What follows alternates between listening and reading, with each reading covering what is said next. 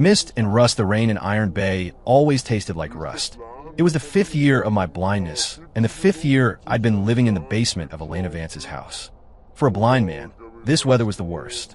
The humidity was so thick it muffled sound, like being wrapped in a wet wool blanket. As for the smell, it was a disaster.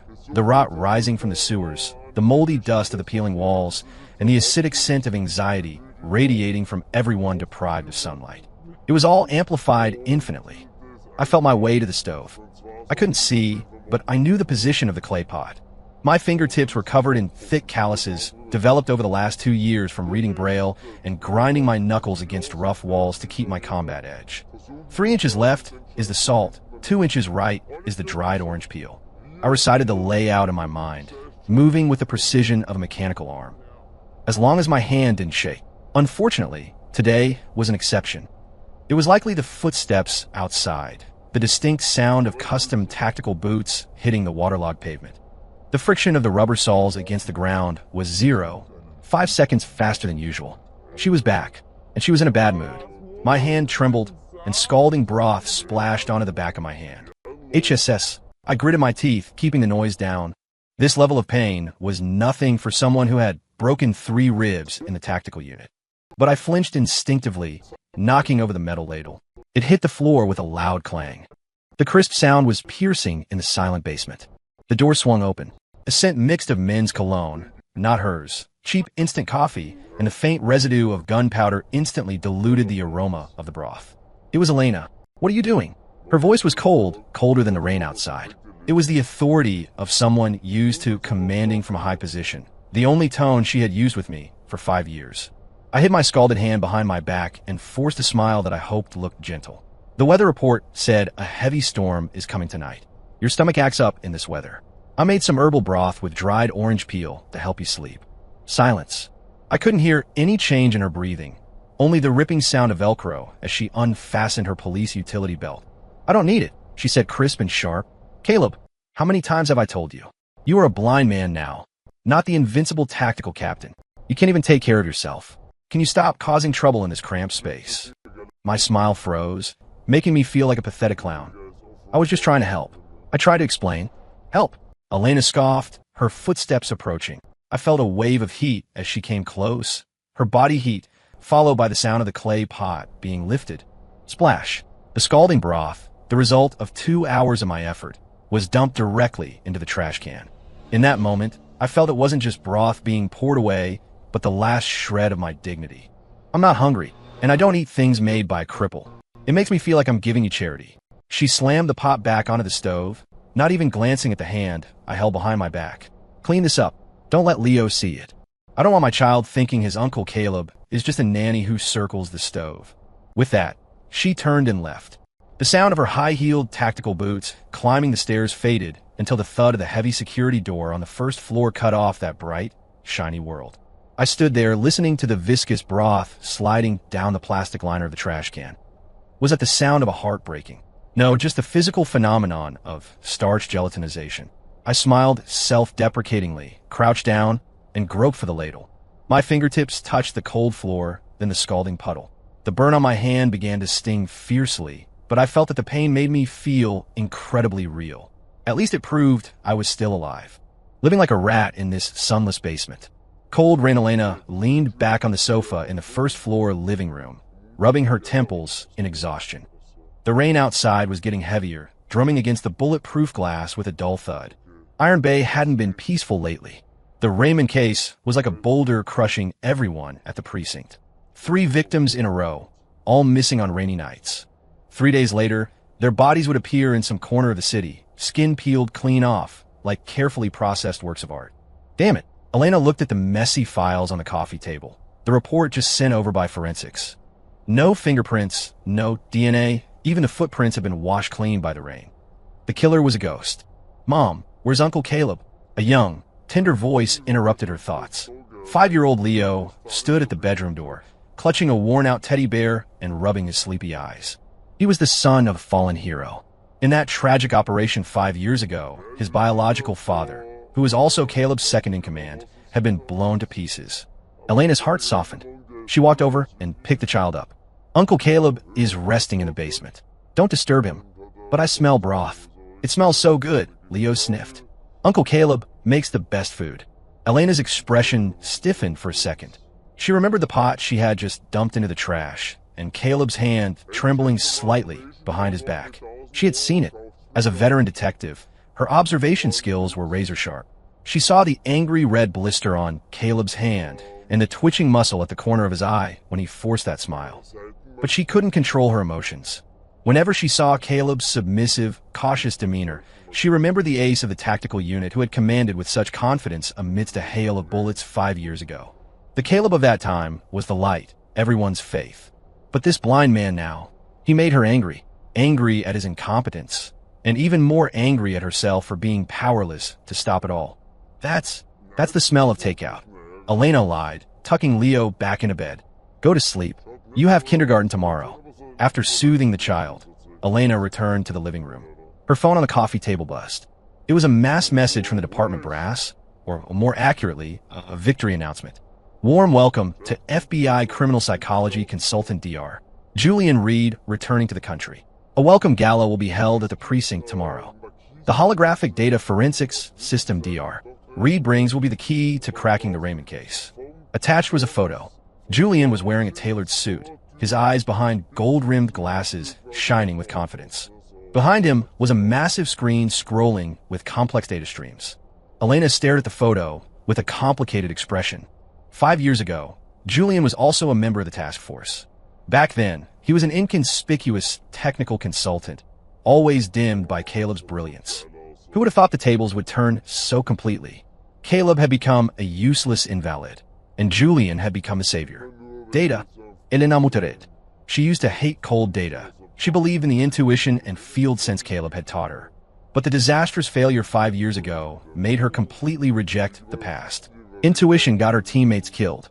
Only data didn't lie. She tossed the phone aside in irritation, her gaze landing on another cold case file. A locked room murder at Highland Park Estates last month. The victim died in his study, doors and windows locked from the inside. Key in the victim's pocket, no sign of a second person. Forensics ruled it a suicide, but the family refused to accept it and kept making noise. Elena had been staring at this file for 3 days with no leads. What would the old Caleb do? The thought popped up and she crushed it immediately. The current Caleb couldn't even walk straight. How could he solve the case? Just then, the door to the basement opened. Caleb felt his way up, holding a white cane. The tapping sound was light, as if he was afraid of disturbing her. What are you doing up here? Elena asked unkindly. Caleb stopped, tilting his head. His pitch-black sunglasses reflected the cold light of the room. I want a glass of water. His voice was calm. Also, I want to tell you something. Speak. Just now, through the vent, I smelled. Caleb pointed to the old ventilation duct in the corner of the living room that led straight to the basement. The file on your desk. The paper has a specific stale, moldy smell. It's from that batch of special supply paper the city mill made 20 years ago. Only old files kept in storage for a long time smell like that. If I'm not guessing wrong, you're looking at the Highland Park locked room case. Elena was stunned for a moment, then frowned. Your nose is better than a dog's. So what? Caleb ignored her mockery and continued. That case. I heard Leo read the news report to me. Data trap, the ventilation duct in the victim's study. It's only 4 inches wide, too small for a person, but have you checked the thickness of the dust inside the pipe? What do you mean? If I were the killer, I'd use a high-powered industrial vacuum cleaner through the vent. Utilizing the pressure difference, I could suck the deadbolt latch up from the outside to create the illusion of it being locked from the inside. Caleb gestured in the air as he spoke. The motor of that kind of vacuum has a high frequency. You can't hear it at the scene later, but if there's dust in the pipe, the distribution near the vent will show streamlined drag marks, not the even distribution of natural settling. Elena's heart skipped a beat. It was an incredibly sharp angle, but a second later, rationality and prejudice took over. Caleb, has your brain rotted from staying in the basement too long? Elena interrupted him coldly. Industrial vacuum? Do you know how much power that requires? And that vent has a grate. How would you operate it? The grate is removable. If the killer is a petite female, or... Enough! Elena stood up abruptly, slamming the file onto the table. This is a serious criminal investigation, not one of your detective novels. Don't let your delusions interfere with my judgment. Just stay being blind and stop trying to prove you're still the legendary detective from back then. You aren't him anymore. The air solidified. Caleb stood there, sunglasses hiding his eyes, making his emotions unreadable. After a long time, he nodded, the corner of his mouth pulling into a self-mocking arc. True, it's a bit of a stretch for me to see anything, considering I'm blind. He turned, fumbled to pour a glass of water, spilling some over his hand without reacting, and shuffled back to the basement step by step. His back looked as desolate as a withered leaf. Watching him leave, a wave of inexplicable irritation rose in Elena's chest. Driven by some ghost, she picked up the phone and dialed the duty officer at forensics. "Hey, Lewis, go to the Highland Park crime scene. Check something for me." "Yes, the dust distribution in the ventilation duct." Hanging up, Elena felt like she was crazy. She had actually listened to the nonsense of a blind man. The next afternoon, inside the City Precinct Detective Squad office. "Captain Vance, it's amazing, absolutely amazing." Lewis from forensics rushed in waving a report, forgetting to knock. Elena was organizing the security plan for the evening's welcome gala. She jumped, frowning. "What's the panic? What's amazing?" "The Highland Park locked room case." Lewis slapped the report on the desk, pointing at the microscopic photos. "We followed your instructions and did a trace element extraction and dust morphology analysis on the inner wall of the duct. Guess what? 30 centimeters from the opening, the dust showed clear radial drag marks. And we found trace amounts of machine oil, the kind that evaporates from high-power motors." Elena's hand jerked, the pen leaving a long ink streak on the paper. "Are you sure?" Her voice was dry. 100%. We simulated it. With a modified industrial vacuum and a flexible hose, you can absolutely manipulate an old-style slide bolt from outside the vent. Lewis looked at Elena with worship in his eyes. "Captain, how did you think of that? It's textbook perfect crime scene analysis. Without this angle, we would have closed it as a suicide." Elena looked at the report, feeling every word slapping her across the face. This wasn't her idea. It was the idea of the blind man she called useless and locked in a basement. Just from a news snippet Leo read, plus a tiny deduction about dust logic. Caleb didn't see the scene, didn't see the file, didn't even see light. But he saw the truth. "Captain," Lewis noticed her expression. "Aren't you happy?" "No, I am." Elena took a deep breath, suppressing the complex emotions. "File the report. Summon the victim's wife immediately. Focus on whether she has records of buying or renting high-power cleaning equipment." "Yes, ma'am." Lewis ran off excitedly. Elena was left alone in the office. She slumped in her chair, looking at the gloomy sky outside. She won the case, but what had she lost? That evening after work, Elena took a detour to an import supermarket. She bought steaks Caleb used to like and a bottle of red wine. Even though she knew Caleb rarely drank now because alcohol affected his auditory judgment. Back home, the basement was pitch black. Caleb never turned on the lights to save electricity. It was all the same to him anyway. Elena stood at the door for a long time before walking down. "Caleb." The sound of fabric rustling came from the dark. "I'm here." His voice came from the corner, steady and quiet. Elena turned on the light. The sudden brightness made Caleb instinctively turn his head away. He was sitting on the shabby single bed, holding a piece of wood and a carving knife, seemingly working on something. "The case is solved," Elena said with difficulty. The knife in Caleb's hand paused, which shavings fell. "That's good," he said faintly. No request for credit, no blame. As if it were a trivial matter. This attitude made Elena feel worse. She would rather he jumped up and mocked her, saying, "See, I told you I was right." But he didn't. He was used to being ignored, used to being misunderstood. This is for you." Elena pulled a gift card from her bag and placed it on the table covered in wood chips. "There's $500 on it. Buy Leo some good food, or buy yourself some decent clothes." Caleb turned toward the card. His eyes behind the sunglasses were lifeless, yet seemed to pierce through Elena's soul. "Is this a bonus?" he asked. "Consider it. A consulting fee." Elena looked away awkwardly. "Also, the chief named you for the gala tonight. He said since you're still an external consultant for the archives, people will talk if you don't show up." Actually, the chief hadn't mentioned Caleb at all. It was Julian Reed. On the phone, Julian had laughed. "Heard old Caleb is living pretty rough? Bring him along. We're old war buddies. Let's catch up." Elena knew Julian had no good intentions, but she couldn't refuse. Julian was the department's new golden boy, the key to solving the Raymond case. "I'm not going," Caleb refused flatly. "I don't have suitable clothes, and I don't like loud places." "You have to go." Elena's voice hardened, slipping into her habitual commanding tone. "It's an order. Julian is back. He's the deputy leader of this task force. You are an advisor to the archives. If you're absent, Brass will think you have an attitude problem against the organization. I don't want trouble because of something petty like this. Caleb fell silent. After a long while, he put down the wood carving and the knife, the corner of his mouth hooking into a meaningful smile. Julian, so he's back. The voice was soft, light as a sigh, yet like a blade about to be unsheathed. Fine, I'll go. Light in darkness I am blind, but I am not deaf. The noise in the hotel banquet hall was a disaster for me. The high-frequency clink of champagne flutes, the sharp click of women's heels on marble, the hypocritical greetings of men, and the smell of hundreds of perfumes, sweat, alcohol, and food mixed together like a pot of boiling swill, constantly assaulting my brain. I stood in the shadows in the corner of the hall, wearing my washed-out old suit, gripping my white cane. This was my place. The glamorous crowd automatically formed a vacuum around me. Occasionally, someone passing by would quickly cover their nose and mouth, as if I carried some contagious virus.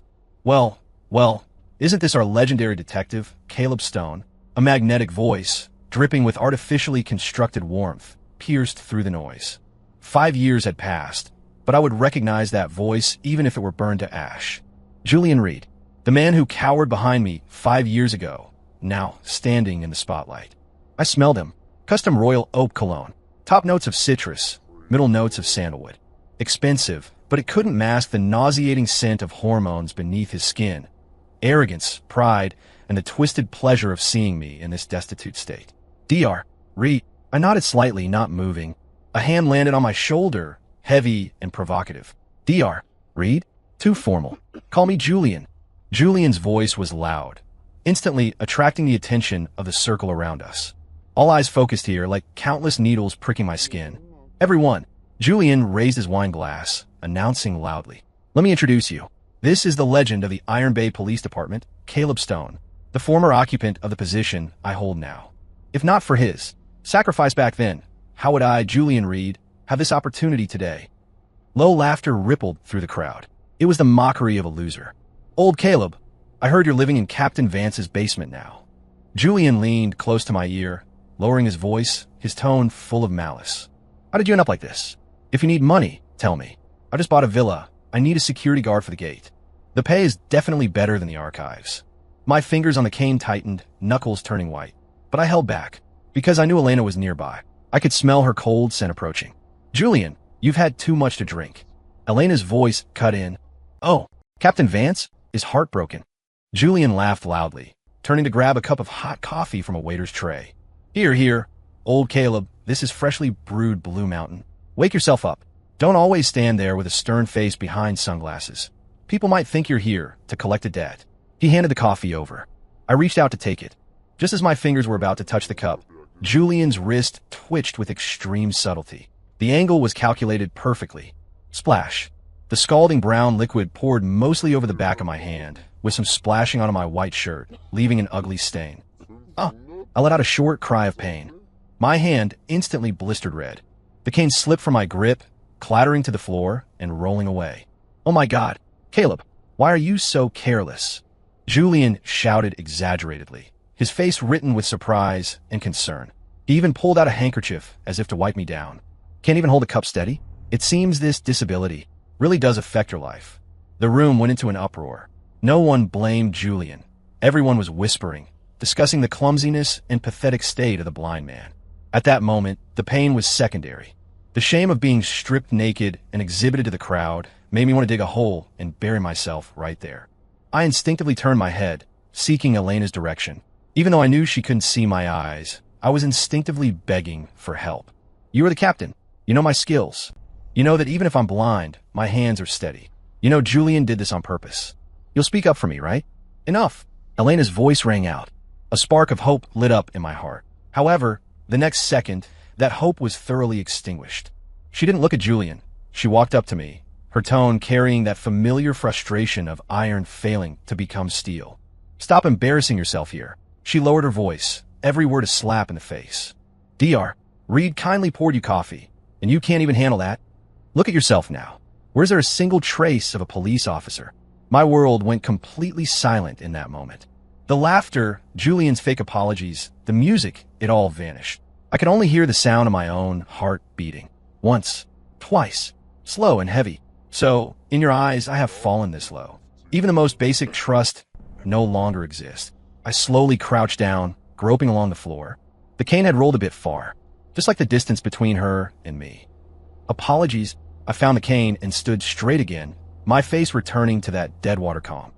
I didn't tend to the blisters on my hand, nor did I wipe the stain on my shirt. I faced Julian's direction. Though I couldn't see, I could feel him smiling. Dr. Reed's technique is very professional, I said flatly. Tilt angle 45 degrees, wrist force applied for 0. 3 seconds. You must have practiced that move quite a few times. Julian's laughter cut off abruptly. Caleb, stop spouting nonsense. Elena scolded in a low voice. I'm not feeling well. I'm leaving. Ignored Elena. I turned, my cane tapping against the marble floor, making a crisp tap sound. I walked through the crowd, through the gazes of disdain and pity, like a lonely, proud, stray dog, walking out into the rainy night. The rain hit my face, bone-chillingly cold. But I felt that here, it was much cleaner than that warm banquet hall. I didn't know that shortly after I left, the big screen in the banquet hall suddenly lit up. Breaking news. The Raymond strikes again.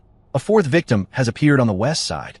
And as that news broadcasted, I stood in the rain, taking a deep breath. In the air, besides the smell of rain, I smelled a faint scent of sulfur, drifting up from the sewers. It was the smell of sin. Scent of sulfur. Iron Bay had gone completely mad. The Raymond's fourth murder announcement was like a drop of water falling into a pan of boiling oil. The neon lights of the whole city seemed to tremble, and the center of that trembling was Julian Reed. He started a citywide live stream from the command center of the city precinct. This would have been unimaginable before, but to quell the panic and to build a hero narrative, the brass allowed this insanity. I sat on the old sofa in the living room, fingering a half-finished piece of wood. The TV volume was turned up loud. Leo was lying on the carpet, staring at the glamorous man on the screen. Citizens, please rest assured. Julian's voice came through the speakers, carrying an intoxicating confidence. Our holographic crime map has locked onto the killer's high-frequency activity zone. Big data doesn't lie. Tonight, in this storm, we will end this nightmare. Complex red dots and lines jumped across the screen, looking incredibly high-tech. Wow, that uncle is so cool, Leo exclaimed, biting his finger, not really understanding but impressed. I didn't speak. I just tilted my head slightly, my nostrils flaring. The window wasn't closed tight, and the damp wind poured in. Besides the smell of mud, that faint, elusive smell of sulfur was becoming stronger, mixed with the volatile scent of some acidic chemical. Wrong, I muttered subconsciously. What's wrong, Uncle Caleb? Leo looked up and asked. The wind direction is wrong, and the smell is wrong. I pointed to the pitch-black night sky outside the window. The area Julian locked onto is the East Side Wetlands Reserve. That's upwind, but this sulfur smell is drifting from the west side. That smell is very specific. Only old carbon disulfide scrubbers leak like that when the air pressure is extremely low. That's the smell of the abandoned chemical plant on the west side. Leo blinked his big eyes. He didn't understand the science, but he trusted me unconditionally. Just then, on the TV, Julian opened a hotline segment to show his connection with the people. All right, let's hear from this lucky concerned citizen. I don't know how Leo did it. Maybe the tablet was connected to the live stream, but the kid actually hit the connect button. Hello, little friend. Julian's surprised voice came through. Uncle, you're looking in the wrong place. Leo shouted clearly into the tablet. Uncle Caleb says the bad smell is coming from the west, from the chemical plant, not the park. The live stream went silent for a second. Then Julian's signature chuckle came out, thick with mockery. Oh, Uncle Caleb? Is that the former tactical captain living in the basement? It seems our martyr's orphan has been led astray by some charlatan, solving crimes by sniffing the air instead of using science now. The comments section exploded. Haha, dying of laughter. A blind man solving crimes by smell. Clout chasing? Disgusting, using a kid. Dr. Reed trusts big data. We trust Dr. Reed. Bow. The front door was shoved open. Elena stood in the doorway, her face ashen. She had obviously heard the broadcast on her way back to the precinct or seen the messages in the group chat. She was soaked, water dripping from her hair onto the floor, but I didn't feel the cold, only a fire of impending rage. Elena, listen to me, that smell. I stood up trying to explain. Shut up. Elena rushed over and snatched the tablet from Leo's hands. It was the first time in years she looked at me with a gaze bordering on hatred. Caleb, are you crazy? It's fine if you live like a ghost, but why drag Leo into this? Making a fool of him in front of the whole city? Let him be mocked at school for having a charlatan uncle? Is this how you take care of a fallen comrade's child? I didn't tell him to say it, but Julian's judgment is wrong. I got desperate, raising my voice. The East Side Park is wetlands. The echo on a rainy night is dull. A killer who seeks ritual-like, that needs an open execution ground with an echo. Plus that sulfur smell. It has to be the West Side chemical plant. Sulfur smell? I think it's the mold inside your brain. Elena pointed at my nose, her finger almost poking my sunglasses. Julian's model ran for 3 days and nights, colliding billions of data points. What do you have? A nose that's been blind for 5 years? Or your pathetic pride? She grabbed my white cane resting by the sofa. What are you doing? Panic rose in my chest. I reached out to grab it, but grasped only air. Since you like staying in the dark imagining things, then stay there thoroughly. Elena dragged me, shoving me all the way to the basement door. I stumbled, the burn on my hand hitting the door frame, screaming with pain. Get in. Don't come out until I figure out what to do with you. Elena, you'll regret this. It's a human life.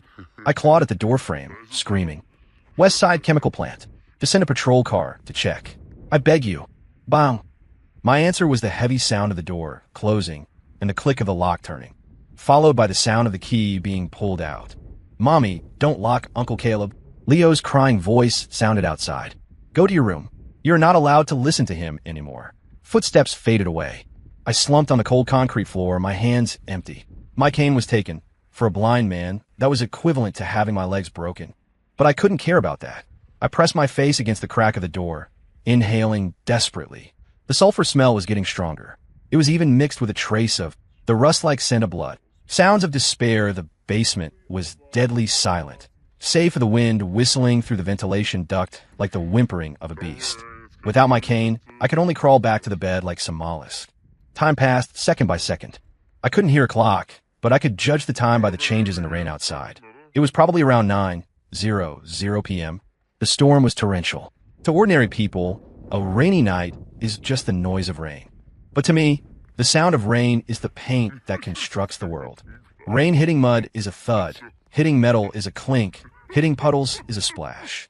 I closed my eyes, the auditory center of my brain working furiously, trying to penetrate the thick concrete slab to capture sounds miles away. Too far. Even with my hyper-hearing, I couldn't cross half the city to monitor a crime scene. But I could smell. That scent drilled into my nose through the vent like a venomous snake. The sulfur smell had faded, replaced by the smell of ether. Anesthetic. No. I clutched my head in agony, fingernails digging into my scalp. He was making his move, right there on the west side. And on the other side of the city, at the east side wetlands, Julian was leading a massive police force, even media vans, casting a giant net. I could imagine the scene. Julian talking confidently to the cameras, Elena fully armed leading strike team, everyone waiting for a victory, not knowing they were exposing their backs to the devil. Let me out. Elena, pick up the phone. I fumbled for my old Nokia. Smartphones were inconvenient for me, and dialed Elena's number from muscle memory. Sorry, the subscriber you dialed is powered off. Right? In such a major operation, how could she keep it on? I dialed 911 dispatch. Hello, Iron Bay Police Department. This is Caleb Stone, badge number 0527. Former badge 0527. I want to report a crime. The Raymond is at the West Side Chemical Plant. Send someone quickly. Caleb Stone. The dispatcher clearly knew the name, her tone turning odd. Is this Captain Vance's? Mr. Stone? Sir, please do not occupy the emergency line. We are watching DR. Reed's live stream. The operation is going smoothly. Please do not cause trouble. Beep. Beep. The line went dead. I smashed the phone against the wall. It shattered, the battery popping out, making one last crisp sound in the dark space. Despair. It drowned me like a tide. I curled up in the corner, hugging my knees, just like that night 5 years ago. Back then, I was like this too, screaming into the radio for backup, screaming that the intel was wrong, that it was a trap. But no one believed me. In the end, the bomb went off. My eyes were gone, and my deputy, Leo's dad, was in pieces. History is always strikingly similar. Only this time, even the last shred of dignity was stripped away. I don't know how long passed. A faint, extremely weak scream came through the vent. The sound was torn to shreds by the wind and rain. If you didn't listen carefully, you couldn't distinguish it at all. But I heard it. It was the high-frequency sound of vocal cords spasming in extreme terror. It was over. That girl was dead. All the strength in my body was drained in that instant. 2 lines of liquid flowed from the corners of my eyes. I didn't know if they were tears or blood from where I bumped my forehead earlier. I just felt cold, a cold that seeped out from the cracks in my bones. Wrong judgment. East Side Wetlands Reserve. Beams from powerful tactical flashlights cut the curtain of rain into pieces. Team A in position. Team B in position. Snipers ready. Elena gripped her gun, her palms slick with sweat. She stared intently at the dense thicket ahead, the optimal body dumping site predicted by Julian's big data model. Move! With Julian's command, dozens of SWAT officers charged in like tigers descending a mountain. Flashbangs went off, white light piercing the darkness. However, there were no screams, no resistance. Not even a shadow. Only a startled stray cat screeching as it darted up a tree. An empty pavilion. An empty lawn. The rain ruthlessly mocked this group of fully armed elites. The confidence on Julian's face froze. He looked at the tablet in his hand in disbelief. Impossible. Trajectory overlap 98%. Psychological profile perfectly matches. How can there be no one? DR. Reed, is it a mistake? A SWAT team leader wiped rain from his face, his tone dissatisfied. Impossible. Someone must have leaked the info. Julian shouted in exasperation. Did the killer see the live stream just now? Just then, the urgent call from the command center came through Elena's earpiece. Captain Vance, we received a report. A female body has been found at the west side. The abandoned chemical plant. Boom! A thunderclap exploded. In that instant, she felt the world spin. West side, chemical plant. These words hit her chest like a sledgehammer. Hours ago, the blind man she had locked in the basement, whose cane she had taken, had screamed exactly this place. The victim. Is the identity confirmed? Elena's voice trembled. Confirmed. It's a missing college student. Time of death estimated 30 minutes ago. If we had gone earlier, even 20 minutes earlier. The voice from command faded. Elena's gun hung limply at her side. She turned to look at Julian. Julian had turned off the live stream. His face was pale as he roared into his phone. What do you mean, data deviation? I want a perfect result. Figure out a PR angle. Say the killer is cunning and used counter-reconnaissance. At this moment, the glamorous detective looked so ugly in the rain. But what floated in Elena's mind was Caleb's desperate, pale face in the darkness. The man she called a madman and a charlatan. The man fighting alone in the dark with just his nose and ears. He was right. He was right again. And she had personally strangled the only hope. Withdraw. Elena felt the word was squeezed out of her throat, coated in blood. Valstrai, 00 a.m. Elena returned home. She didn't change clothes. Her soaked uniform clung to her body, bone-chillingly cold. But she felt nothing. The living room was a mess. Leo's tablet was still on the floor. She walked step by step to the basement door, her hands shaking as she pulled out the key. This key, hours ago, was a symbol of her authority. Now, it was evidence of her sin. Click. The door opened. A smell of mildew rushed out. By the weak light from the living room, she saw Caleb curled up in the corner. He hugged his knees, head buried in his arms. The white shirt stained with coffee was now smudged gray and black from the floor. Next to him was the corpse of the smashed Nokia. Hearing the door, Caleb didn't move. Even his breathing rhythm didn't change. Caleb. Elena's voice was hoarse. Caleb finally moved. He slowly lifted his head. His sunglasses were gone, lost somewhere, revealing those gray-white, lifeless, bloodshot eyes. There was a bruise on his forehead, probably from hitting the door earlier. Is she dead? His voice was light like shattered glass. Elena's heart convulsed violently. She wanted to explain, to apologize, to say Julian's data misled everyone, to say she had no choice but to trust science. But all the words turned into a pale, powerless defense. We did our best. Caleb laughed. The sound was dry and grating. Did your best? Did your best putting on a show in the park? Or did your best locking me in here? He stood up slowly, supporting himself against the wall. His legs were numb from curling up so long, but he refused the hand Elena reached out. Where's my cane? He asked. Elena turned frantically, grabbing the cane from the door and handing it to him. Here. Caleb, I'm sorry. I was too anxious. You thought I was going crazy. You thought I wanted to hurt Leo. Caleb took the cane, his fingers tracing the familiar texture. Elena, in your heart, I'm just that kind of rotten person, right?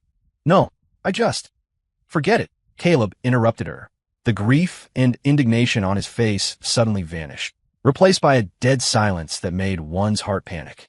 like a pool of water frozen solid, never to ripple again. That girl died during your live stream, and died in my ears.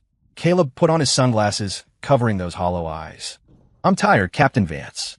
Since you say I'm not fit to be a cop, and not fit to teach Leo, then from today on, I'll just be a real blind man. I won't listen, I won't smell, I won't ask. You all investigate how you want, perform how you want. He turned and walked to the shabby bed, lying down with his back to Elena, pulling the moldy blanket over his head.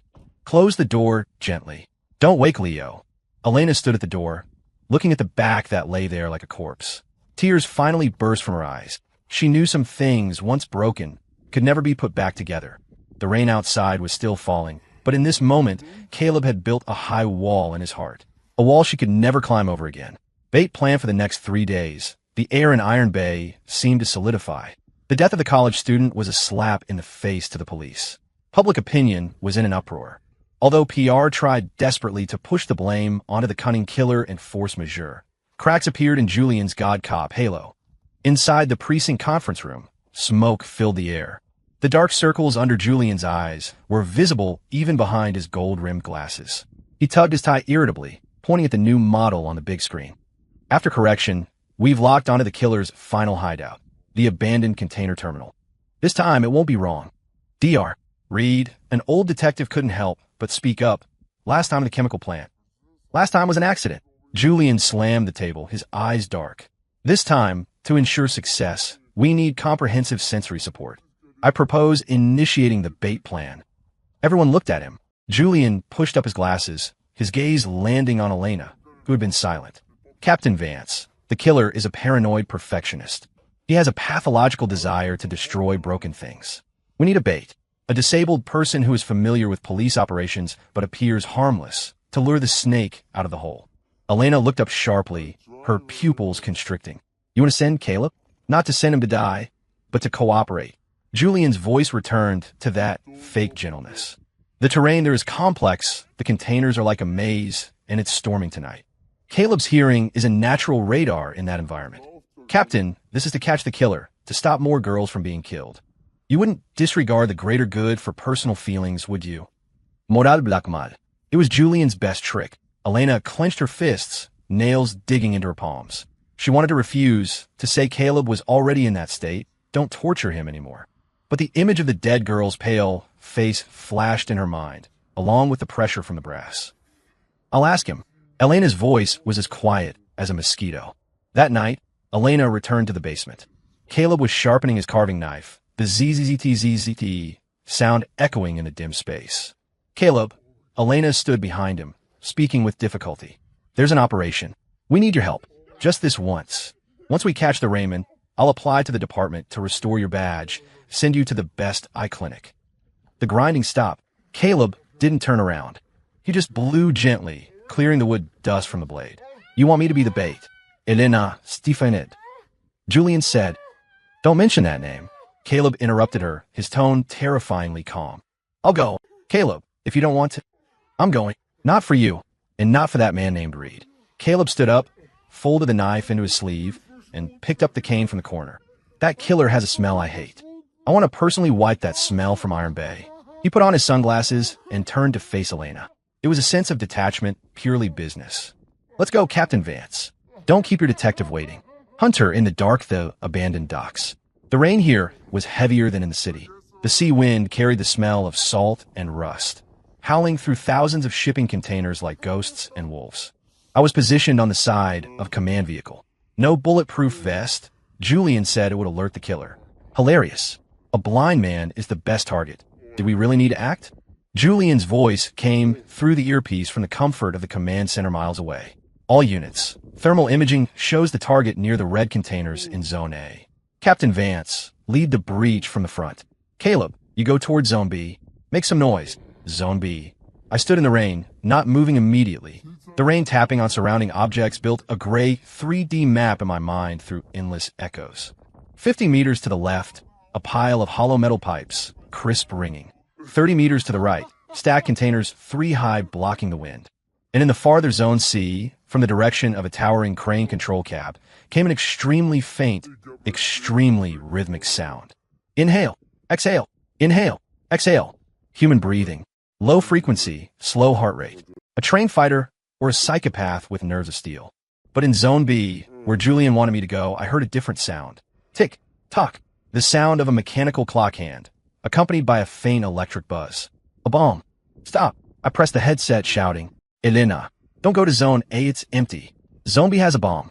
The killer is on the crane in Zone C. The earpiece was silent for a second. Then came Julian's exasperated roar. Caleb, what are you trying to pull now? My thermal imaging shows no one in Zone C. Are you trying to get everyone killed? Follow orders. Move to Zone B. The thermals missed him because he's wearing an insulated suit. My veins popped with urgency, rain filling my mouth. Elena, trust me this once. Just once. Ich heard Elena's rapid breathing. She was hesitating. Just then, a hand grabbed my arm hard. It was the young officer assigned to guard me, a die-hard fan of Julian. Mr. Consultant, don't move. Dr. Reed said if you don't cooperate, I have to cuff you to the car, so you don't ruin things. Let go of me. I tried to struggle, but the officer pulled out handcuffs and locked my left hand to the bumper of the police cruiser. Captain Vance, breach Zone A. Julian gave the death order over the channel. Copy. Move. Elena finally chose the cold data. In that moment, I felt the blood in my body turn to ice. I stopped struggling. I just leaned quietly against the wheel, listening to the rushing footsteps charging toward the empty trap. 3, 2, 1. I counted down in my heart. This countdown was timing despair. Breakout boom. Just as the assault team crossed the edge of Zone B, a massive fireball shot into the sky. It wasn't in the core of Zone B where I was sent, but in the corridor connecting Zone A and B. The shockwave, laced with shrapnel from the containers, swept across the area. Take cover. Elena was thrown to the ground by the blast, ears ringing, vision red. She saw 2 officers ahead blown away, blood staining the puddles. Is this your data? Elena lay in the mud, screaming hysterically into her mic. In a command room, Julian watched the vital signs on the screen vanish instantly. His face went pale, and the coffee cup in his hand shattered on the floor. It was over. It was all over. On the perimeter of the docks, Caleb, handcuffed to the cruiser, had no expression on his face when the explosion hit. He stood like a statue, washed by rain. Watching the distant fire, listening to Elena's painful coughing, the corner of his mouth twitched slightly. That was the last time his heart would ache for this so-called team. Never again. Crack, a sound that would make one's teeth ache. The young officer looked at Caleb in horror. Caleb, face blank, gripped his own left thumb with his right hand and snapped it backward. The thumb dislocated instantly, hanging limp. Then, using the blood and rain as lubricant, he dragged his left hand out of the narrow metal ring. Skin tore, bone showed, but he acted like he felt no pain. Mr. Consultant, the officer stammered. What are you doing? Caleb ignored him. He bent down to pick up the cane from the ground, then slid the sharp carving knife from his sleeve into his palm. He turned his head. Even through the sunglasses, the officer felt he was being stared at by a bloodthirsty beast. Tell Julian. Caleb's voice was exceptionally clear amidst the thunder. His game is over. Now it's my turn. With that, he pressed his dislocated thumb against the car door. Click, and popped it back into place. Then, without looking back, he charged into the dark curtain of rain toward the ignored Zone C. Tower Showdown Zone C, the crane tower. There were no lights here, only the occasional flash of lightning tearing across the sky. For normal people, this was hell. For me, this was home court. I climbed the metal ladder silently. The wind was fierce, making the crane sway slightly, but I could feel the frequency of every vibration. 50 meters up, the breathing I heard earlier was directly above, growing more rapid. The killer evidently hadn't expected that after blowing the police to hell, a blind man would infiltrate his nest. I flipped onto the control cab platform. It was an enclosed space with excellent acoustics. Who is it? A raspy voice called out, followed by the whistle of a blade cutting through the air.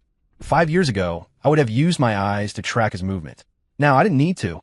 The rustle of his clothes told me he raised his right arm.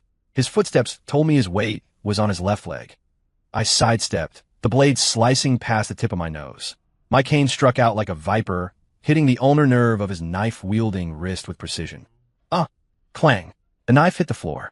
You that blind guy? The killer screamed in terror. He tried to back away, but slammed into the control console. How could you find me? I'm wearing a thermal suit. The heat sensors can't see me. Thermal imaging can't see the human heart. I stepped closer, rain streaming down my sunglasses. The sulfur smell on you. I could smell it from 3 miles away. and you just accelerated your heartbeat. Was watching the explosion that exciting for you? Go to hell. The killer pulled a backup dagger from his boot and lunged at me like a madman. I couldn't see his face, but I could see his fear. He was flailing in the dark, but I was the darkness. I slid to the side, dodging his charge. My left hand locked onto his throat with precision, while my right hand struck the back of his knee. Crack! The sound of knees shattering. The killer fell to his knees. I slammed him against the railing, half his body dangling 50 meters above the ground. Let go, you lunatic. I'm a suspect protected by law. He struggled desperately, but under my joint lock, he couldn't move an inch. Law. I leaned close to his face, smelling the nauseating mix of blood and medicated ointment for skin disease. Did the law protect my brothers who just got blown up? My fingers tightened. His eyes rolled back, his throat making choking sounds. With a little more force, I could crush his larynx or throw him off. Murderous intent boiled in my heart. Just then, chaotic footsteps and Elena's shout came from below. Caleb, stop! Beams of tactical lights hit the platform, stinging my eyes. Elena led her team up. She was covered in mud, looking wretched. When she saw the scene, she froze. Rain lightning. The blind man she usually treated as useless, who would burn himself cooking porridge, now looked like a demon of vengeance. He held the serial killer who terrified the whole city with one hand, ready to drop him into oblivion. Caleb, don't be impulsive. Give him to me. Elena Gasped, Giging. I tilted my head slightly toward her. Give him to you? I sneered. So Julian can let him escape again? Or trade him for promotion? No, I'll interrogate him personally this time. Caleb, you are a cop. You can't kill people. Elena shouted. Gulp. The word was like a needle popping the balloon of my rage. Right? I used to be a cop. I loosened my grip. Like tossing out trash, I threw the terrified killer at Elena's feet. Take him. I pulled a handkerchief from my pocket, slowly wiping the rain and the scum's touch from my hands. Dr. Reed's thermal imaging is broken, but my ears work fine. Facing Elena's shocked and complicated gaze, I said flatly, Elena, you owed me a life. Now we're even. Even the rain began to lighten. The killer was shoved into a police car. Paramedics brought a stretcher, wanting to check Caleb's injuries. Don't touch me. Caleb avoided the nurse's hand and picked up his cane. His left thumb was trembling slightly, but his face showed no pain. It was a look of complete numbness. Caleb. Elena chased after him, blocking his path. She looked at his bleeding wrist, her eyes red. Go to the hospital first. Your hand. Don't worry about it, Captain Vance. Caleb stepped around her. It's a work injury. I'll handle it myself. How long are you going to keep this up? Elena grabbed his sleeve on the verge of breakdown. I know we were wrong this time. Julian is finished. Internal Affairs will investigate him. You can come back. Really, Leo is waiting for you at home. Hearing Leo's name, Caleb paused, but only for a second. He pulled his sleeve from her grip, the movement resolute and chilling. Elena, do you still not understand? Caleb raised his head. Though he couldn't see, Elena felt he was looking down on her. For 5 years, I lived in your basement, cooked for you, cleaned for you. Even when you treated me like a dog, I didn't leave, because I felt I owed it to Leo's dad, and I thought you needed me. But today, when you chose to trust the snake who almost killed us and left me cuffed to a car to die, I understood. Caleb's lips curled into a mocking smile. In your heart, the blind Caleb died a long time ago. Since he's dead, bury him. Don't let his corpse walk around disgusting people. I quit. The key is on the table. My resignation letter is in the archives. Tell Leo that Uncle Caleb went far away to fix his eyes. With that, he turned and walked into the dark street. That thin figure wearing a dirty shirt, leaning on a cane, limping slightly, walked taller than he ever had. Caleb, Elena cried out behind him. Rain mixed with tears flowed into her mouth, suffocatingly bitter. She wanted to chase him, but her legs felt filled with lead. She knew that this time, no matter how she cried or begged, the man who always left a light on and a bowl of warm broth for her on stormy nights would never look back. At the end of the street, Caleb's figure melted into the night, leaving only the crisp tap of his cane fading away until it vanished. Shattered trust 3 days after Caleb left, the rain in Iron Bay finally stopped. The long-lost sun pierced the clouds, shining on the glass curtain wall of the police headquarters, but it couldn't shine into Elena's heart. The capture of the Raymond made headlines, but it was immediately overshadowed by a massive public opinion storm. A video was anonymously uploaded to the dark web and quickly went viral. It was footage from a SWAT officer's body camera. Although shaky, the key few minutes were crystal clear. In the footage, rain poured down. A blind man was forcibly handcuffed to a police car. Then came the explosion. Everyone scrambled, but the blind man, expressionless, snapped his own finger bone to break free, then charged alone toward the dark tower. No music, no commentary, just the suffocating sound of rain and the crisp crack of bone. Then came another grainy infrared surveillance clip. At the top of the tower, the blind man dodged knife strikes like a ghost, subdued the killer with one hand, and coldly threw him to the arriving police. The title was just 4 words: The Real Detective. The internet exploded. Oh my God, is that the legendary blind consultant Caleb Stone? People call him useless. I cried watching him break his finger without even frowning. How much injustice did he suffer to be that desperate? Where is that Dr. Reed, the influencer who only looks at data? Come out. Heard Caleb was forced out? Are the Iron Bay police blind? The precinct's phones were ringing off the hook. In the chief's office, Julian was being chewed out, suspended pending investigation. As the team captain, Elena kept her job, but her life was collapsing. Leaving Caleb, she found her world falling apart. Returning home, pushing open the door, she was greeted by suffocating silence. No dim light left on for her. No sound of soup simmering in the kitchen. The air smelled faintly of dust. Mom, when is Uncle Caleb coming back? Leo sat on the sofa, hugging the small wooden horse Caleb had carved for him, his eyes red from crying. The boy refused to eat and had lost weight. Soon. Elena repeated the lie mechanically, too guilty to look her son in the eye. She walked into the basement. She had cleaned it, trying to restore it to how it was when Caleb was there, but the emptiness couldn't be filled. On the table sat the unfinished wood carving and a notebook filled with Braille. Elena had never opened this notebook before. She couldn't read Braille and thought it was just Caleb's scribbles of self-pity. But today, driven by a ghost, she picked it up and took it to the station to find the old forensic pathologist, old Doc Higgins, who knew Braille. Old Doc Higgins, usually dozing in the archives, snorted when he saw Elena with the notebook. Oh, Captain Vance finally remembered this thing. His tone was clearly displeased. I thought it would rot in the trash. Doc, please, tell me what it says. Elena was humble. Higgins sighed, put on his reading glasses, and ran his fingers over the raised dots. These are reviews of the Black Hawk operation 5 years ago. Suspicions about Julian's resume. A psychological profile of the Raymond. He deduced the killer was a chemical plant worker with skin disease half a month ago. Higgins stopped reading. What is it? Elena asked. The rest isn't case files. Higgins looked up at Elena with complex eyes. It's a diary. Read it. Elena's heart clenched. Date X. Elena came home late today. She smells of smoke, probably stressed about the case. I made red bean water for her edema. Unfortunately, she poured out, said it tasted bad. Actually, I didn't put sugar in it because her blood sugar has been high lately. Dati Grek. Julian is back. I know the mole back then might be related to him, but I have no proof. I'm blind now. If I expose him without evidence, it will only put Elena in danger. I have to endure, pretend to know nothing. Even if she despises me, as long as she is safe. Date Z. Leo said he wants to learn fighting. I secretly taught him some self-defense. I hope he won't be like me, unable to protect the people he wants to protect. Higgins' voice grew lower, and Elena's face grew paler. Finally, she couldn't take it anymore. She snatched the notebook, hugged it tight, squatted on the floor, and broke down sobbing. For 5 years, the man she saw as a burden had been guarding her in the humblest way, and she had trampled that heart into the dirt. Caleb, I was wrong. But the man who would have wiped her tears was gone. New beginning 3 months after leaving Elena's house. In the lower district, inside an old industrial building. The Mind's Eye Detective Agency opened for business. No expensive decor, just a few secondhand sofas and bookshelves packed to the brim. But business was surprisingly good. The poor who were turned away by the fancy uptown firms, small vendors with nowhere to go, even private investigators stuck on hard cases came here to try their luck. Legend had it the blind director could find the truth as long as you had money or a story. I wore a decent black suit, sitting in my office. Though I couldn't see, my hair was combed meticulously, and I had swapped my old sunglasses for a more refined pair. Boss, someone to see you. My assistant Stan knocked on the door. He was a retired veteran, a man of few words but efficient action.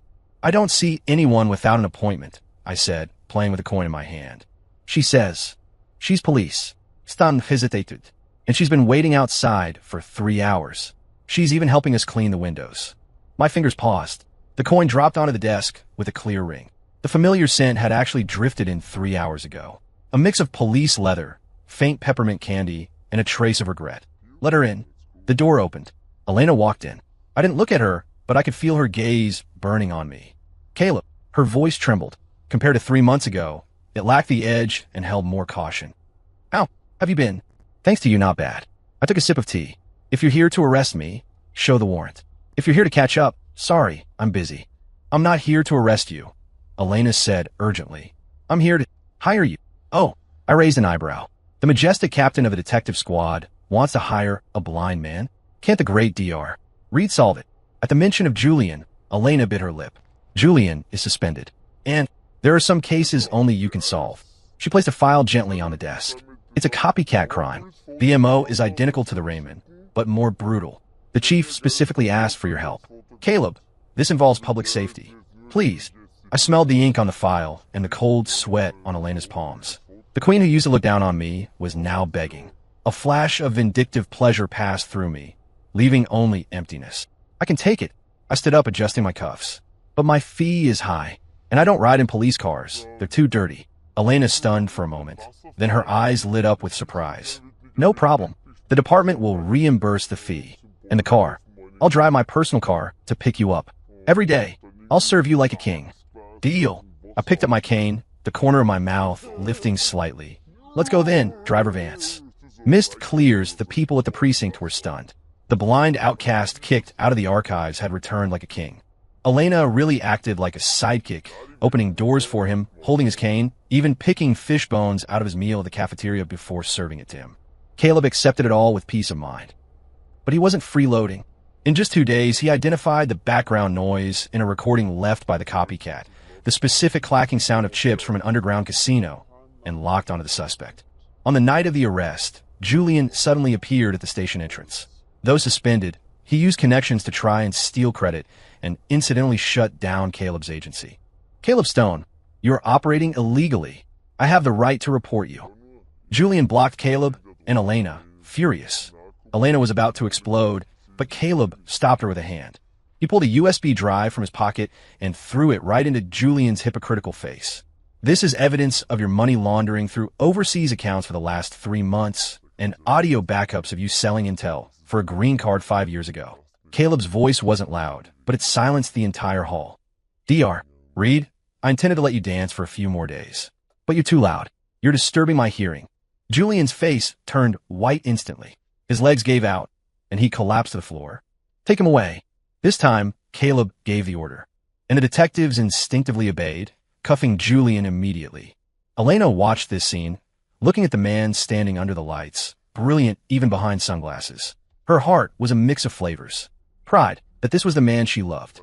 Sadness that the more brilliant he was, the more it highlighted how foolish and cruel she had been for 5 years. The current Caleb was like a polished black diamond, hard, dazzling, but also cold. Could she ever warm that heart again? What are you daydreaming about? Caleb's voice interrupted her thoughts. He was already at the car, tapping the window. Driver Vance, are we going? I want wontons from that old place on the south side. Remember, no cilantro. Elena snapped back, tears nearly falling again. That was Caleb's favorite late-night meal 5 years ago when they were together. Okay, coming. She ran over, opened the door, and started the engine. In that moment, she swore she would spend the rest of her life bringing back the Caleb who used to cook her porridge. The car drove into the night, neon lights streaming across the windows. Caleb leaned back in the passenger seat. Though he couldn't see, listening to Elena's light breathing beside him, a smile that wasn't so cold finally appeared on his face. Maybe the rain was finally stopping. The twist Julian was arrested, but the mess he left behind was trickier than I imagined. The evidence on the USB drive was enough to ruin him, but it also became the fuse for a final crisis. People like Julian are like rats in a sewer. Even if they die, they'll chew through a few wires first. In the interrogation room, Julian said nothing, a strange, unsettling smile hanging on his lips. No matter how Elena slammed the table, he remained mute. Caleb, the bastard won't talk. Elena came out, exhausted, handing me a bottle of ice water. But something feels wrong. His eyes. He's too sure of himself. I took the water, but didn't drink. My fingers rubbed the cold condensation on the bottle. He's waiting, I said flatly. Waiting for what? A lawyer? Bail. Waiting for his backup plan to kick in. I turned toward the one-way glass. I couldn't see, but I could smell the scent leaking from inside. Not fear, but the adrenaline of someone anticipating a good show. Ring, ring. Elena's phone rang. The second she answered, I heard her heart rate spike to 180. What did you say? Leo is missing. My hand tightened, crushing the plastic bottle with a crack. The kindergarten teacher was crying on the phone. Someone claiming to be a comrade of Leo's late father had picked him up. The paperwork looked perfect. Comrade, I sneered, standing up and slamming my cane on the floor. Besides me and Julian, all of Leo's dad's comrades were dead. Go to the interrogation room, I said darkly. Elena panicked, following me, utterly confused. Pushing open the door, Julian was leaning back, leisurely whistling. Seeing me enter, his smile widened. Oh, looks like our blind detective is finally anxious. Where is Leo? I walked to the table, not sitting, my tone calm as if asking about the weather. How would I know? Julian shrugged. I've been sitting right here. But I heard the abandoned chemical plant is due for demolition. There are some unprocessed waste tanks there. If someone accidentally pressed a switch. He leaned in, lowering his voice. Caleb, if high-concentration chlorine gas leaks, how long can a child last? 5 seconds? 10. You animal. Elena rushed forward, grabbing his collar and punching him in the face. Julian bled from the mouth, but laughed maniacally. Hit me. Kill me. The kid dies with me. As long as I don't talk, no one knows how to stop the device. Elena shook with rage, pulling her gun and pointing it at his head. Don't use the gun. I held Elena's hand down. Julian looked at me triumphantly. Old Caleb knows the rules. What, want to beg me? No. I took off my sunglasses, revealing my gray eyes, staring straight at him. I want to tell you there's a hole in your plan. What? Julian paused. You rely too much on data and control. You think that so-called comrade is loyal to you?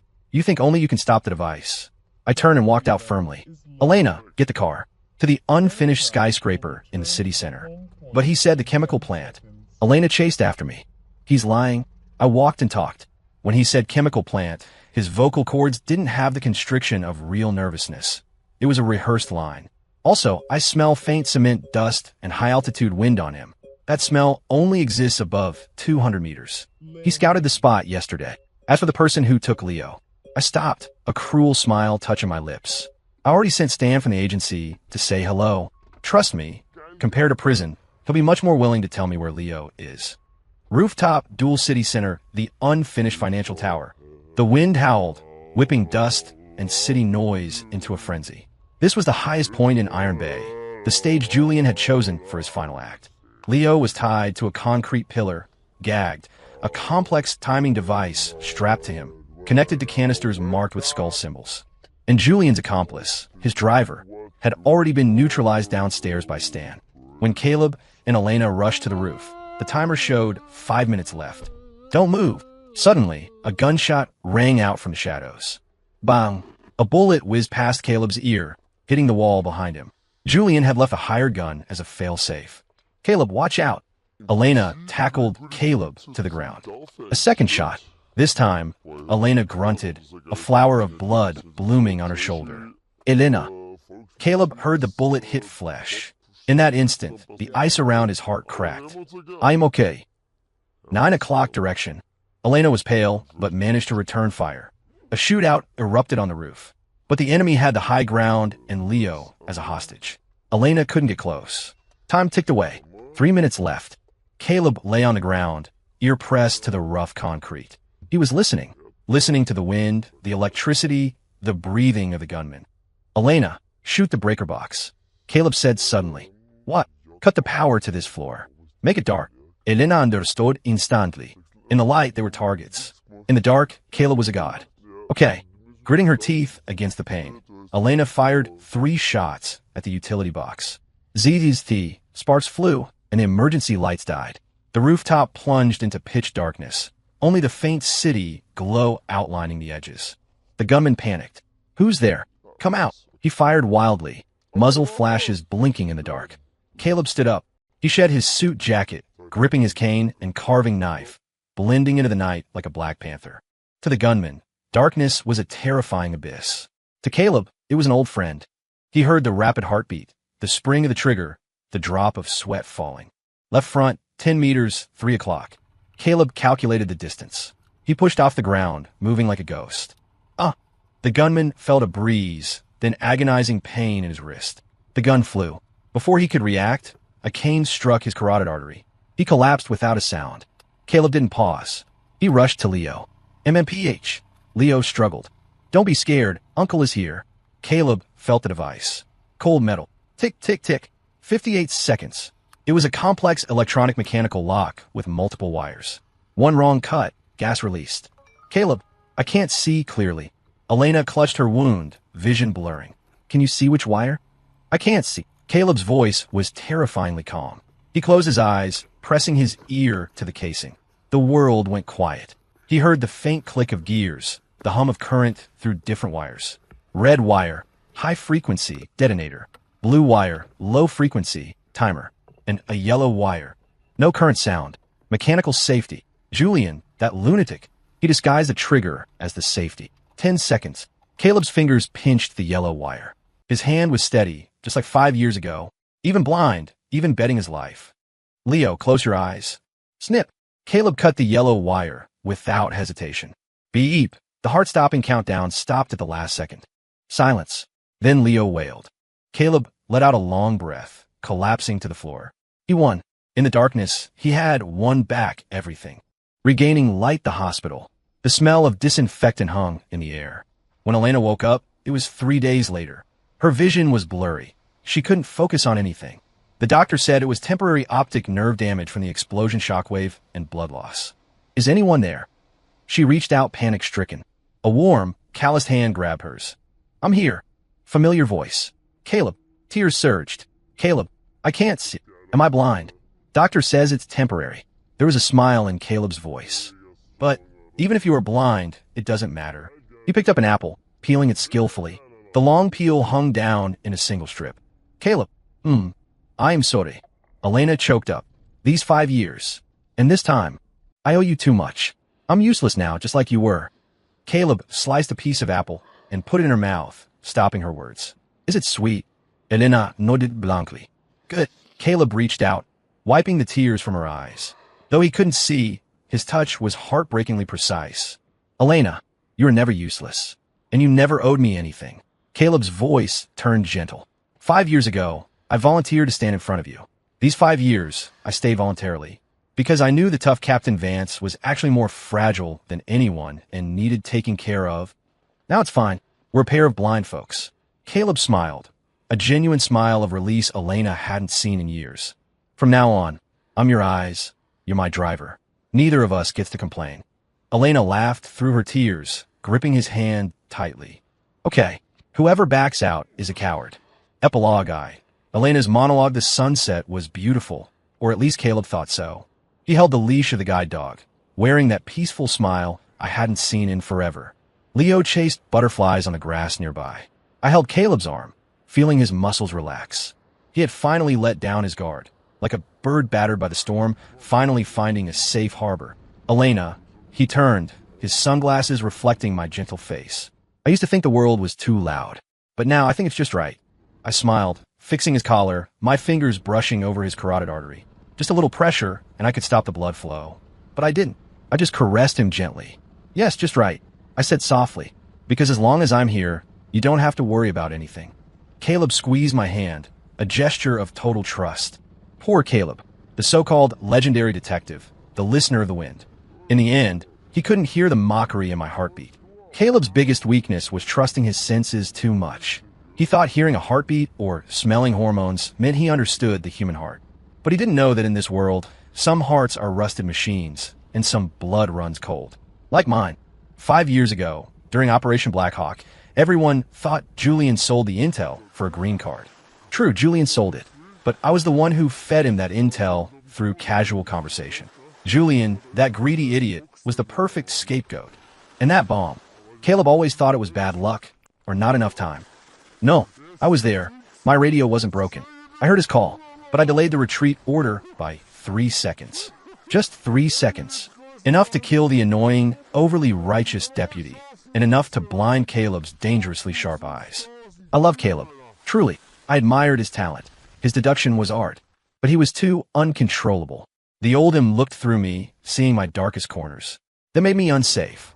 Only a blind Caleb is a perfect Caleb. 4 or 5 years, I locked him in the basement, humiliated him, suppressed him. Not because I hated him, but to break him, to tame the hawk, to make him believe he was useless, abandoned by the world. Only then, when I extended a hand at the very end, would he rely on me completely, like he does now. When Julian came back, I was actually happy. My cleaning plan was in full swing. Iron Bay was too dirty. I needed to wipe out the scum. The Raymond? Just a lunatic I guided on the dark web.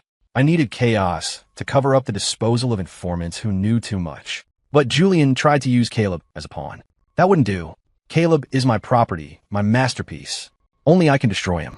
So at the docks, when Caleb screamed about the bomb in Zone B, I charged in on purpose. If I didn't get hurt, how could I play the victim? If a few loudmouthed officers didn't die, how could I ensure the team's loyalty? As for the tower, Caleb thought the killer was scared stiff. No, the killer saw me rush the platform and recognized me, Mr. K, his sponsor. He wanted to talk. I didn't let him. When Caleb handed him to me, I pressed his vagus nerve while cuffing him. He didn't faint from fear. I knocked him out. Later, he committed suicide in the car. By my hand. Mom, I'm hungry. Leo ran back.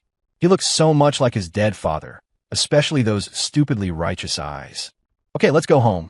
I took Leo's hand, holding Caleb with the other. On the way, Caleb sniffed. Elena, new perfume?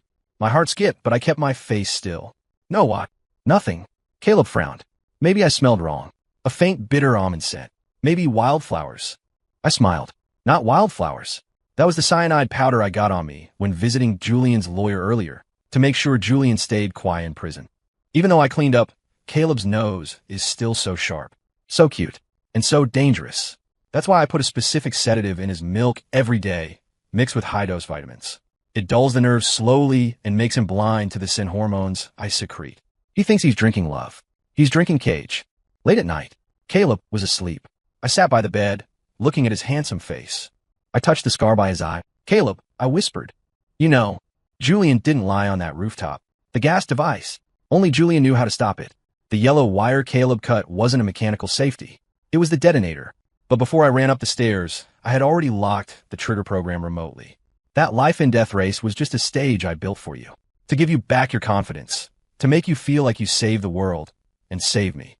You see, you beat Julian, the killer, in public opinion. But you lost to me. Caleb turned over, mumbling, Elena. I'm here. I kissed his lips. Sleep, my detective. In this Truman Show built for you. Just be a happy blind man. I will manufacture and control the darkness you can't see. Because I am your eyes. Forever. Epilogue 2. The mind's eye of the night was deep. Elena was sound asleep. Her breathing was even and long, 16 breaths per minute. Deep sleep. I lay beside her, slowly opening my gray, lightless eyes. Though I couldn't see, I could pinpoint the rhythm of her carotid artery. I got up quietly, moving like a cat. Walking to the plant by the window, I spat out the wet cotton ball I had hidden under my tongue. It was soaked with the calming milk she gave me. Benzodiazepines mixed with trace scopolamine. Long-term use degrades memory and will, turning a man into an obedient puppet. Thanks for the treat, Captain. I poured the rest of the milk into the soil. The roots of the Monstera plant were already rotting black. Just like this perfect marriage. Elena really thought the bomb 5 years ago only took my eyes. No. In the 3 seconds before the blast, the radio wasn't broken. My hearing is hypersensitive. I didn't just hear static. I heard the faint click of a lighter. She was lighting a cigarette. In that moment of life and death, she didn't order a retreat. She lit a cigarette and watched the monitor. Waiting for me and the deputy to be blown away. I realized then, the mole wasn't Julian. Julian was a puppet. The real player was Elena, the woman who commanded our absolute trust. But I couldn't speak. A blind, crippled man accusing a hero? I'd die in a psych ward. So I chose to hibernate. For 5 years, I lived in her basement. She thought she was taming me. She didn't know it was the perfect observation post. The ventilation ducts carried sound perfectly. Every night, when she thought I was asleep, I stood under the vent, recording her. I heard her voice changer on the dark web. I heard her last calls with the informants she purged. I heard how she guided Julian to destruction. She thought I was a bird in a cage. I was a snake in her bed. My incompetence, my burns, all an act to lower her guard. Elena is too paranoid. Only by becoming total trash would she reveal her darkness to me. As for leaving home and the return of the detective, a script I wrote. I knew Julian's return would break the balance. I knew Elena would use him to clean house. So I entered the game. On the rooftop, when I cut the yellow wire, Elena thought I was gambling my life. Actually, I smelled it. The ozone smell of a burnt circuit board. The device had been remotely locked minutes before I got there. Only Elena could do that. So I cut it without hesitation. I needed her to see that scene. A hero risking death for a child. A fool trusting her completely. Only then would she drop the butcher knife and switch to the pleasure of nurturing. Like tonight, I smelled the bitter almond on her. Cyanide. The lawyer she visited is likely dead. She cleaned up well, but she forgot the wind direction, and she underestimated my nose. She thought I lied about the wildflowers. Actually, I was giving her a final ultimatum. I walked to the desk and pried a small SD card from the base of the unfinished wood carving. My braille notes were an index of evidence, and every time I tapped my cane, the recorder in the tip was working. Her sleep talk, her heartbeat while pouring the poisoned milk, the chemical residue on her clothes. The puzzle was complete. MH. Elena turned, reaching for me in her sleep. I returned to bed quickly, adjusting my breathing and heart rate to match what she expected. She touched me, sighed contentedly, and buried her head in my chest. Caleb, she mumbled. Ich trug's hier Nick, fingers gliding over her Werdepach. Such a fragile neck. One twist. No, that's too easy. I don't want her life. I want justice. I will rip off her mask in front of the whole city. I will let her fall into hell at her happiest, most triumphant moment. Sleep, Elena, I whispered, my voice as gentle as a perfect lover. I'm here. I'm watching everything for you. Watching you step, inch by inch, into the gallows I built. This is the true mind's eye. Epilogue 3. The eternal stage. My name is Leo. After the police academy graduation ceremony, I didn't go to celebrate. I drove to a private sanatorium on the outskirts. It wasn't open to the public. It was more a luxury prison than a hospital. I swiped my card, passed layers of security, and reached the top floor room. The walls were padded. A woman curled in the corner, holding a broken wooden horse, muttering neurotically, Caleb, I was wrong. Don't make me drink that. Don't. That was my adoptive mother, Elena Vance. On the other side of the massive one-way glass sat a man. He wore a fine handmade suit, swirling a glass of red wine. His sunglasses sat on the table. Those gray-white eyes, though blind, were aimed precisely at the woman behind the glass. Caleb Stone. Leo's here. Caleb didn't turn, didn't rise. The uniform fits. Your steps sound strong. Good. Uncle Caleb. I looked at Elena in the glass, a chill running down my spine. Is she still the same? Yeah. Caleb sipped his wine, a faint smile on his lips. Doctor says it's withdrawal combined with severe mental breakdown. She sleeps 2 hours a day. The rest is hallucinations. What hallucinations? She thinks I'm watching her from some corner, poisoning her food, putting gas in her air. Caleb's voice was gentle enough to make one shudder, just like she did to me 10 years ago. Caleb didn't hand Elena over for the death penalty. He used the blackmail material on the SD card to make a deal. Death is too easy, he had said. That night, he whispered to a handcuffed Elena. Elena, you like control? You like the cage bird game? For the rest of your life, I'll keep you. She was declared insane, and Caleb became her guardian. He bought this place. She's the only patient. Uncle, do we have to keep doing this? I asked. It's been 10 years. She doesn't even recognize people. It's better if she doesn't. Caleb walked to the glass, placing his hand against the cold surface. Inside, Elena seemed to sense something. She screamed, shrinking away as if a demon stood there. Leo, do you know what the true mind's eye is? What?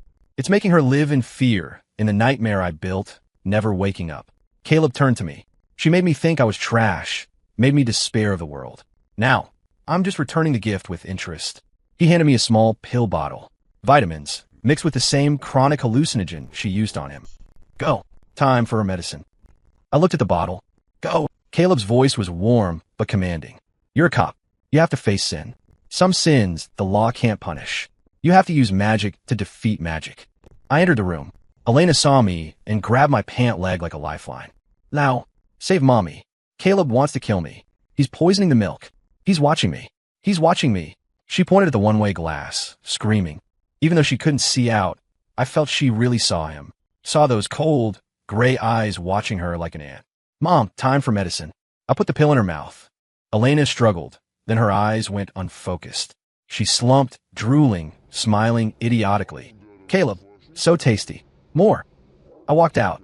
Caleb had put on his sunglasses, leading the old guide dog toward the exit. Uncle, where are you going? Home, Caleb said flatly. There's a new case tonight. I want to listen to the recording. Oh, have a dose tomorrow. Let her be lucid longer. It's no fun if she's silly all the time. Yes, I watched his back. The sunset stretched his shadow long and thin. The tap, tap, tap of the cane echoed in the empty corridor. In that moment, I understood. There are no winners in this story. Elena is mad, locked in a visible cage. Caleb is awake, but locked himself in an invisible cage of hatred. Neither let the other go. This is the ending. Not sunshine after the rain, but the coming of eternal night. Story complete, story complete.